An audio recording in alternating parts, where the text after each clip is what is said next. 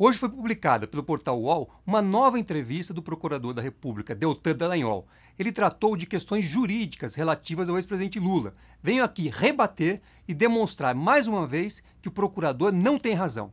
Segundo o procurador, o TRF4 confirmará a condenação imposta pelo juiz Moro ao ex-presidente Lula no caso chamado Triplex. Ora, isso só poderá ocorrer se o tribunal rasgar a Constituição e as leis, o que eu não acredito. Vamos lembrar que o próprio juiz Moro reconheceu, ao julgar o recurso que interpusemos após a sentença, que o ex-presidente Lula não recebeu qualquer valor proveniente de contratos da Petrobras. O juiz também reconheceu que não conseguiu identificar qualquer ato da competência do presidente da República, o ato de ofício, que tenha sido praticado por Lula em troca de supostas vantagens indevidas.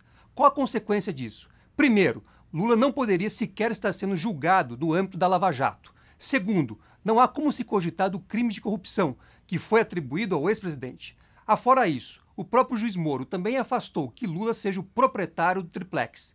Disse, sem nenhuma razão, que o apartamento teria sido atribuído ao ex-presidente, figura que não tem previsão na legislação brasileira. Recentemente apresentamos no processo o parecer do jurista argentino Júlio Maia, um dos grandes nomes do processo penal. E ele afirma textualmente que nem o direito internacional, nem a cultura jurídica universal reconheceriam esta sentença como aplicação justa do direito penal. É isto, tirando as convicções, a sentença não resiste a uma análise jurídica, deverá ser reformada. O procurador também usou a imprensa mais uma vez para tentar criar perante a opinião pública a ideia de que os recibos de locação que levamos ao processo no dia 21 de setembro, após a recomendação do próprio juiz Moro, seriam ideologicamente falsos.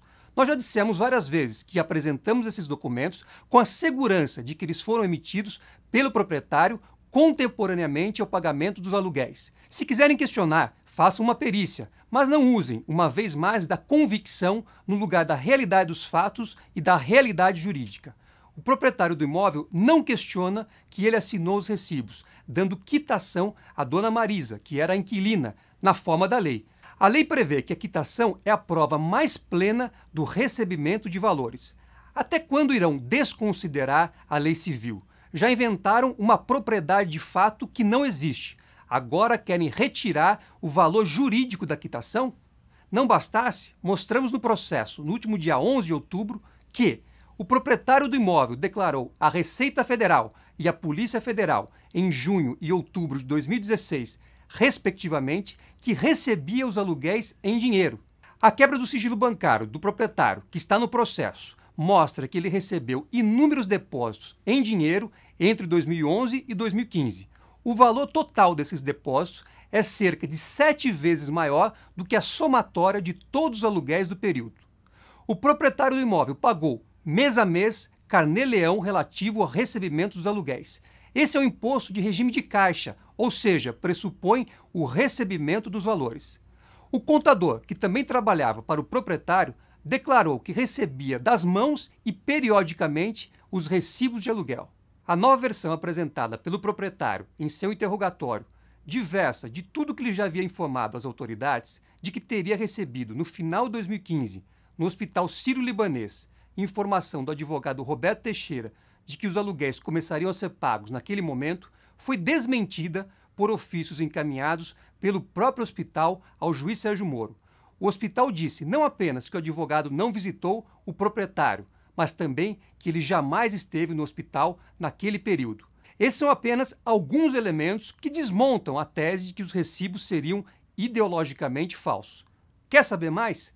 Para a ação penal proposta contra Lula ter algum sentido, os procuradores teriam que ter comprovado que o apartamento foi comprado com recursos provenientes de 8 contratos firmados pela Petrobras. Mas isso sequer é tratado pelo procurador. E por uma razão simples.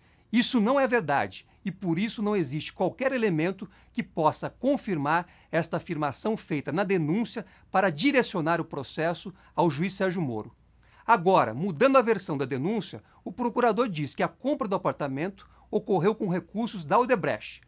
Como ele não estava presente nas audiências, eu gostaria, respeitosamente, de alertá-lo de que ninguém da Odebrecht, nem mesmo aqueles que fizeram delação com o Ministério Público, contou essa história. Aliás, também demonstramos, na manifestação do último dia 11, que os recursos usados para a compra do imóvel têm origem na baixa de investimentos do proprietário, como mostra a quebra do seu sigilo bancário. O processo penal não pode ser alimentado por convicções ou por falsas polêmicas plantadas na mídia. As provas que estão nos processos são de inocência do ex-presidente Lula e uma instância imparcial e independente irá reconhecê-las.